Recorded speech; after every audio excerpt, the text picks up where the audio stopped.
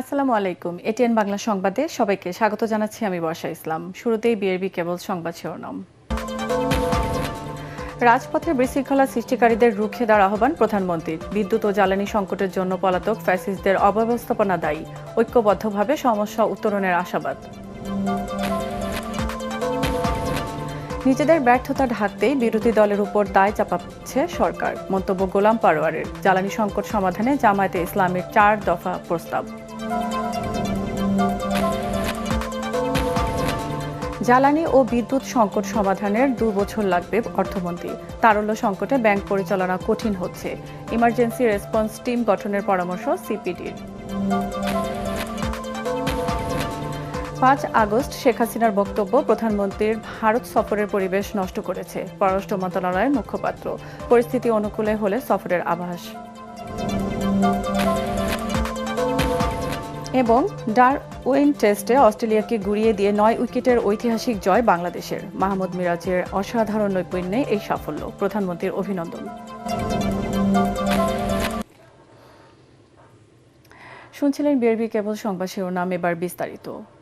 রাজপথে বিশৃঙ্খলা সৃষ্টি করে সরকারের বিরুদ্ধে বিভ্রান্তি সৃষ্টিকারীদের রুখে দেওয়ার আহ্বান জানিয়েছেন প্রধানমন্ত্রী তারেক রহমান।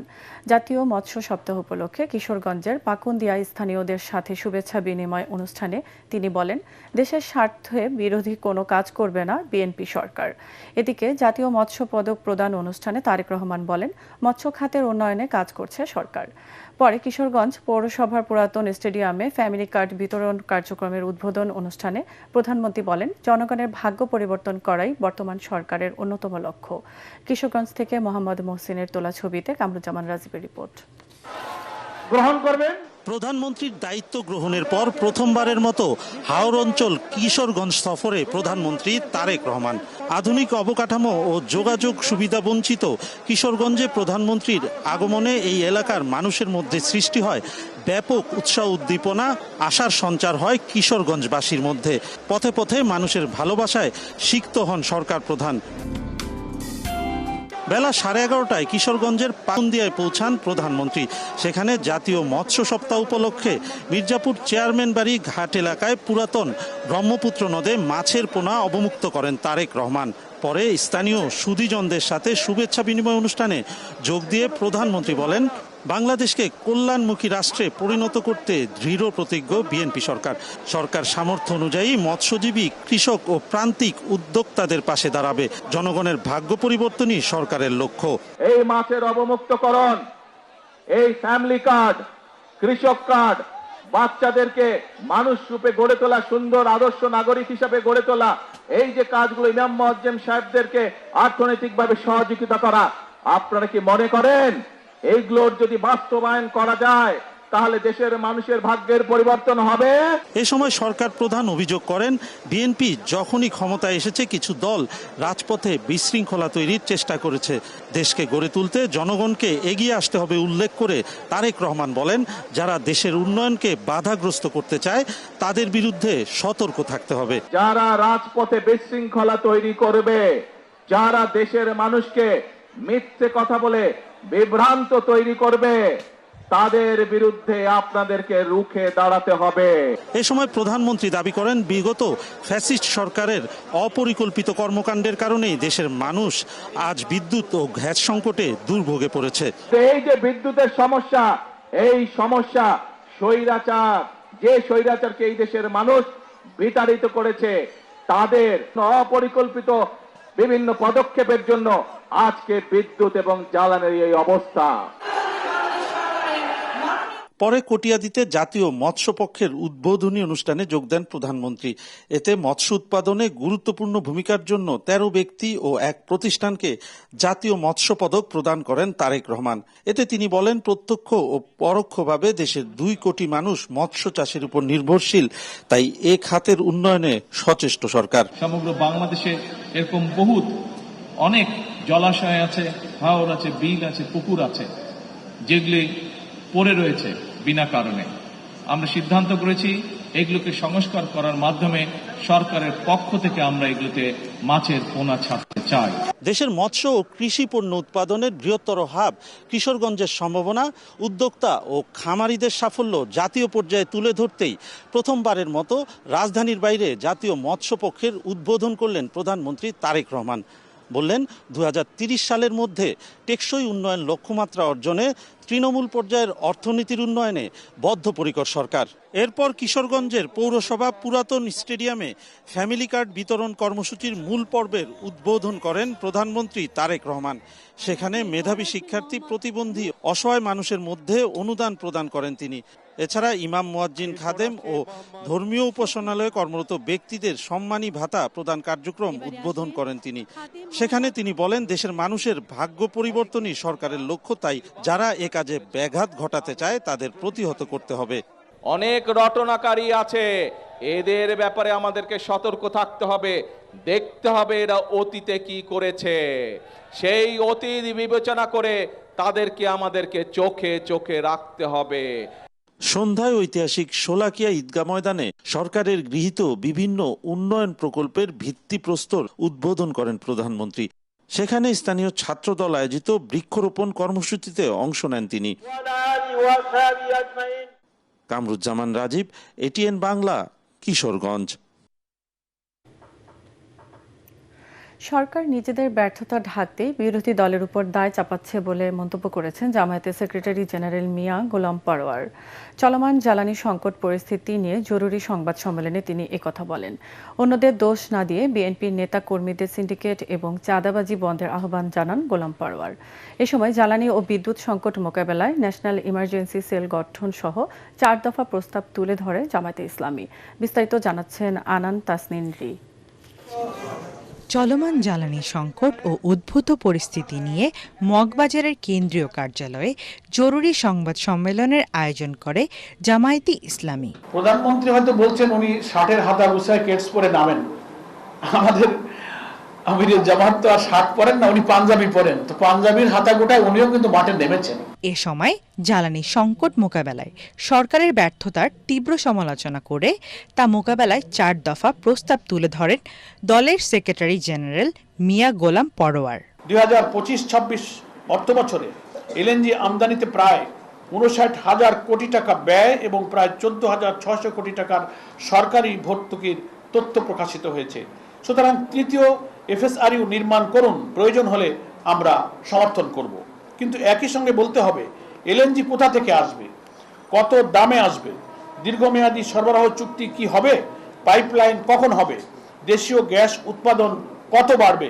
এই প্রশ্নগুলোর উত্তর ছাড়া শুধু একটি নতুন ভাসমান টার্মিনালকে পুরো সংকটের সমাধান হিসেবে দেখা বাস্তবসম্মত হবে না। জ্বালানি সংকট মোকাবেলায় বিরোধী দল অনেক আগেই সরকারের কাছে 10 দফা প্রস্তাব দেয় জানিয়ে তিনি বলেন, তা বাস্তবায়ন না করে উল্টো বিরোধীদের ওপর দায় চাপাচ্ছে। আমরা 90 দিন পর আবার হিসাব চাইব, সরকারকে বিব্রত করার জন্য নয়, দেশের মানুষের পক্ষে। আর দেশের স্বার্থে সরকার যদি কোনো কার্যকর, স্বচ্ছ ও বৈজ্ঞানিক উদ্যোগ নেয়, দায়িত্বশীল বিরোধী দল হিসেবে আমরা সরকারের সেই উদ্যোগে সহযোগিতা করব। এ সময় বিরোধীদের দোষ দেওয়ার বদলে নিজ দলের সিন্ডিকেট এবং চাঁদাবাজি বন্ধ করার আহ্বান জানান এই জামায়াত নেতা। আনান তাসনিন রি, এটিএন বাংলা, ঢাকা। জ্বালানি ও বিদ্যুৎ সেক্টরের সংকট 6 মাসেও ঠিক হবে না বলে জানিয়েছেন অর্থমন্ত্রী আমির খসরু মাহমুদ চৌধুরী। এই সেক্টরের সমস্যা সমাধানে কমপক্ষে 2 বছর সময় লাগবে বলেও জানান তিনি। রাজধানীতে এক সেমিনারে অর্থমন্ত্রী একথা বলেন। রাজস্ব খাত সংস্কার করা হচ্ছে বলে জানিয়ে আমির খসরু বলেন, এতে সরকারি আমলারা নন, নীতি নির্ধারণ করবে বিশেষজ্ঞ টিম। বেসরকারি ব্যাংকগুলোতে তারল্য সংকট সমাধান করতে না পারলে ব্যাংক পরিচালনা করা কঠিন হবে বলেও জানান অর্থমন্ত্রী। বিস্তারিত জানাচ্ছেন Yasin Rana. Building investor confidence from policy reform to effective implementation শীর্ষক সেমিনারের আয়োজন করে America Bangladesh chamber of commerce. এতে অর্থমন্ত্রী আমির খসরু মাহমুদ চৌধুরী বলেন, চলমান জ্বালানি ও বিদ্যুৎ সেক্টরের সমস্যা সমাধানে যা যা করণীয় তাই করছে সরকার। তবে এরপরও এই সংকট পেরুতে সময় লাগবে প্রায় 2 বছর। Unfortunately, on the power and gas, nothing can be solved within 6 months. Nothing can be solved within a year. And minimum time is 2 years, minimum. I can assure you that We are trying to do everything in the quickest possible time. We're not wasting any time on this. NBR সংস্কারে আমলাদের পরিবর্তে বিশেষজ্ঞদের কাজে লাগানোর কথা জানিয়ে তিনি বলেন, taxation automation হলে অনেক কিছু সহজ হবে এবং দুর্নীতি কমবে। It is going to be the expert group, not bureaucrats. The groups who knows the businesses, who knows how each and every policy impacts on the taxpayers, on the revenue collection of the country, on the consumption side. All found problems necessary will be taken into account by the expert group. বেসরকারি ব্যাংকগুলোতে তারল্য সংকট ভয়াবহ বলে জানান অর্থমন্ত্রী। There is a serious capital deficit in these banks. Serious. They've been laundered out and NPL is very high. But to resolve this NPL issue is a big challenge for the government. And unless you can recapitalize these banks, actually it's going to be very difficult for these banks to continue. বিদেশি বিনিয়োগকারীদের সহজে লাভ সহ বিনিয়োগ ফেরত নিতে বাংলাদেশ ব্যাংককে সব নিয়ম সহজ করার কথা বলা হয়েছে বলেও জানান আমির খসরু মাহমুদ চৌধুরী। ইয়াসিন রানা, এটিএন বাংলা, ঢাকা। চলমান জ্বালানি সংকট মোকাবেলায় সরকারকে জরুরি ভিত্তিতে ইমার্জেন্সি রেসপন্স টিম গঠনের পরামর্শ দিয়েছেন বেসরকারি গবেষণা প্রতিষ্ঠান সিটিপি। প্রতিষ্ঠানটির গবেষণা পরিচালক খন্দকার গোলাম মোয়াজ্জেম বলেন, গ্যাস ও ডিজেল নির্ভরতার কারণে ভবিষ্যতে শিল্পখাত হুমকির মুখে পড়বে। রাজধানীতে আয়োজিত এক অনুষ্ঠানে তিনি এই কথা বলেন। এ সময় টেকসই শিল্প ব্যবস্থার জন্য নবায়নযোগ্য জ্বালানি নির্ভরতা বাড়ানোর তাগিদ দেন বক্তারা। আর শিল্প উদ্যোক্তারা মনে করেন, চলমান অর্থনৈতিক চ্যালেঞ্জের মাঝে জ্বালানি বিকেন্দ্রীকরণের ফলে সংকট আরও বাড়বে। বিভিন্ন পক্ষ বিভিন্ন কারণে এই প্রসেসগুলোকে ডিলে করাচ্ছে। কোনো পক্ষ ক্রাইসিস তৈরি করে এটা জরুরি কেন দরকার এলএনজি সেটা বোঝাতে চাচ্ছে, আবার কোনো পক্ষ এই নেট মিটারিংকে ডিলে করে দিয়ে সেখান থেকে আর্থিক ফায়দা নিতে চাচ্ছেন। এখন সিদ্ধান্ত দেরি করার কোনো সুযোগ নেই এবং সেই সিদ্ধান্তগুলো অন ডেস্কে বসেই দেওয়া সম্ভব। পরিবেশ অনুকূলে হলে প্রধানমন্ত্রী তারেক রহমানের ভারত সফর হতে পারে বলে আভাস দিয়েছেন পররাষ্ট্র মন্ত্রণালয়। রাজধানীতে এক ব্রিফিংয়ে মুখ্য মন্ত্রণালয়ের AKM শহীদুল করিম বলেন, 5 আগস্ট দিল্লিতে সংবাদ সম্মেলনে শেখ হাসিনার বক্তব্য এই সফরের পরিবেশ নষ্ট করেছে। তিনি আরও বলেন, সহায়ক পরিবেশ সৃষ্টিতে দিল্লিতে অবস্থানরত সাবেক প্রধানমন্ত্রী প্রত্যাবর্তন ও ওসমান হাদি হত্যাকারীদের ফেরতের অপেক্ষায় রয়েছে ঢাকা। ইমদাদুল্লাহ বাবুর রিপোর্ট। প্রধানমন্ত্রী তারেক রহমানের সম্ভাব্য ভারত সফর নিয়ে কয়েক সপ্তাহ ধরে দুই দেশের মধ্যে যোগাযোগ অব্যাহত রয়েছে। ঢাকায় মন্ত্রী পদমর্যাদায় হাই কমিশনার হিসেবে দীনেশ ত্রিবেদী দায়িত্ব গ্রহণের পর থেকে এই সফর আয়োজনের নানামুখী কূটনৈতিক প্রচেষ্টা চালিয়ে যাচ্ছেন। প্রচেষ্টার সবটুকু দীনেশ ত্রিবেদী সরাসরি অবগত করছেন ভারতের প্রধানমন্ত্রী নরেন্দ্র মোদীকে। তবে ঢাকা থেকে আনুষ্ঠানিকভাবে কিছু জানানো না হলেও সফরটির ব্যাপারে এখনো আশাবাদী Delhi. Bangladesh Prime Minister Tariq Rahman is expected to travel to New Delhi in the second half of next week. এমন পরিস্থিতিতে আগামী সপ্তাহে প্রধানমন্ত্রী তারেক রহমানের সফর হতে পারে শীর্ষক একটি প্রতিবেদন প্রচার করে দিল্লি ভিত্তিক ভারতীয় গণমাধ্যম এনডিটিভি। প্রতিবেদনে বলা হয়, ঢাকা দিল্লি সম্পর্কের নতুন সূচনা নিয়ে আগামী সপ্তাহে ভারত আসছেন তারেক রহমান। রোববার এই প্রতিবেদনের প্রতিক্রিয়ায় পররাষ্ট্র মন্ত্রণালয় জানিয়েছে, দুই দেশের সংশ্লিষ্ট কর্মকর্তারা সম্ভাব্য সফর নিয়ে কাজ করলেও পরিবেশ অনুকূলে নেই।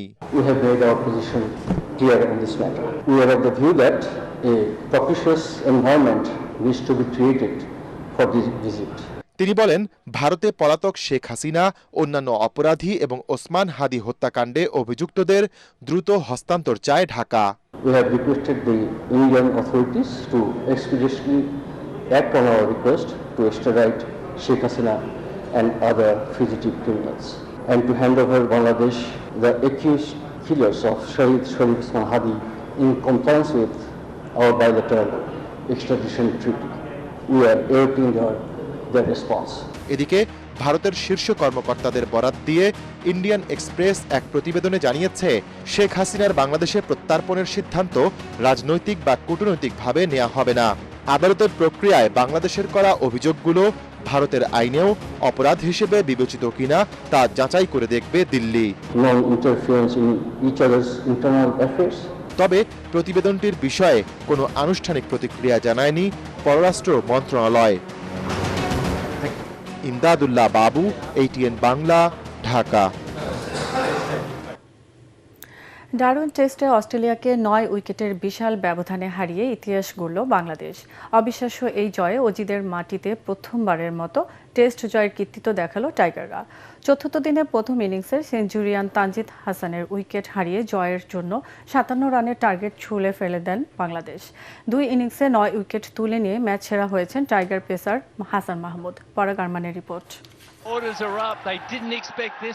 টেস্ট ইতিহাসে অন্যতম বড় ঘটনার জন্ম দিয়ে 2023 সালের বিশ্ব টেস্ট চ্যাম্পিয়ন অস্ট্রেলিয়াকে হারিয়ে নিজেদের ক্রিকেট ইতিহাসে সবচেয়ে সেরা অধ্যায় রচনা করল বাংলাদেশ। আর 23 বছর পর অজিদের মাটিতে টেস্ট খেলতে এসে একদিনেরও বেশি সময় হাতে রেখে অবিশ্বাস্য এক জয় পেল বাংলাদেশ। ডারউইনের মারারও বলে তাই এমন আনন্দ বন্যা। জয়ের টার্গেট মাত্র 57 রানের, হাতে আছে পুরো 1.5 দিন।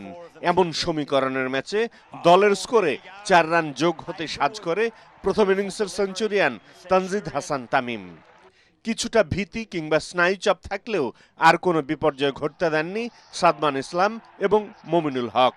ঐতিহাসিক টেস্ট জয়ের এই দিনে মমিনুল 30 এবং সাদমান 25 রানে অপরাজিত থাকেন। এর আগের দিনের 4 উইকেটে 161 রান নিয়ে চতুর্থ দিনে ব্যাটিংয়ে নামে অজিরা।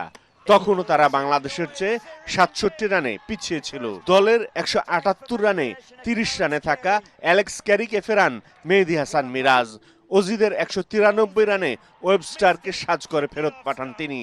আর 207 রানে অধিনায়ক প্যাট কামিন্সের উইকেট তুলে নেন এই টাইগার স্পিনার। সতীর্থদের আসা যাওয়ার মাঝেও ক্যামেরন গ্রিন ছিলেন অবিচল।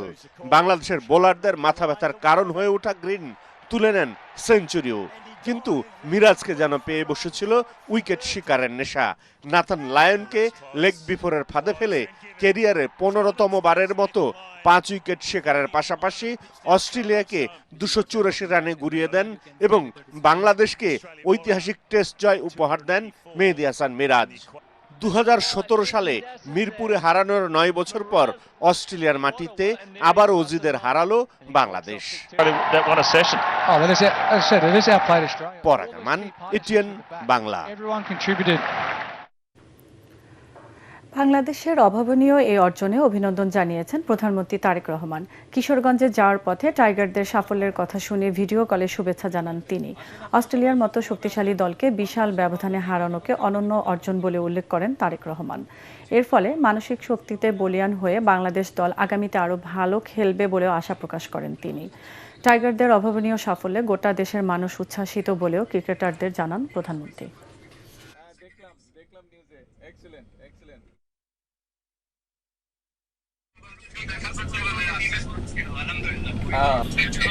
He represents Bangladesh, not Bogota. ঠিক আছে, ওকে, আসলে ইনশাআল্লাহ দেখা হবে। এগেইন কংগ্রাচুলেশন, অনেক অনেক দোয়া থাকলো সবার জন্য। এবার আন্তর্জাতিক সংবাদ।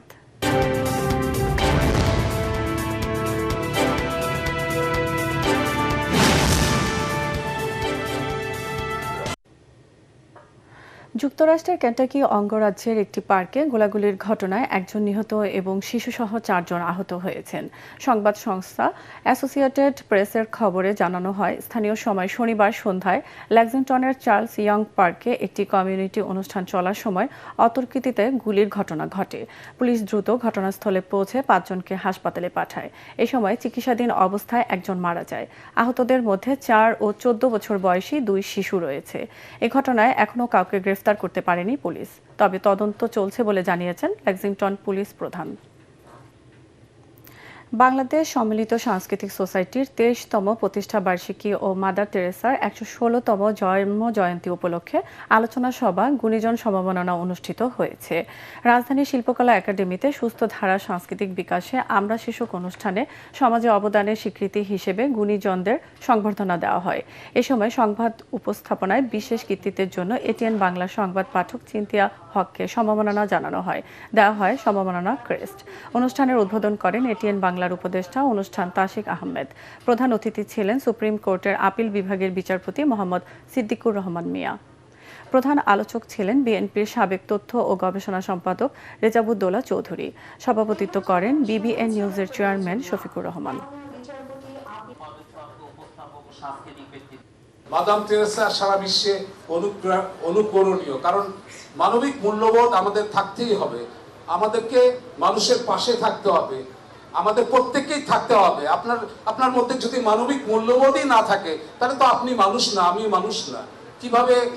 কিভাবে আমরা এগিয়ে যাব? দর্শক, শেষ করার আগে বিআরবি কেবল সংবাদ শিরোনাম আরেকবার। রাজপথে বিশৃঙ্খলা সৃষ্টিকারীদের রুখে দেওয়ার আহ্বান প্রধানমন্ত্রীর। বিদ্যুৎ ও জ্বালানি সংকটের জন্য পলাতক ফ্যাসিস্টদের অব্যবস্থাপনা দায়ী, ঐক্যবদ্ধভাবে সমস্যা উত্তরণের আশাবাদ। নিজেদের ব্যর্থতা ঢাকতেই বিরোধী দলের উপর দায় চাপাচ্ছে সরকার, মন্তব্য গোলাম পারোয়ারের। জ্বালানি সংকট সমাধানে জামায়াতে ইসলামীর 4 দফা প্রস্তাব।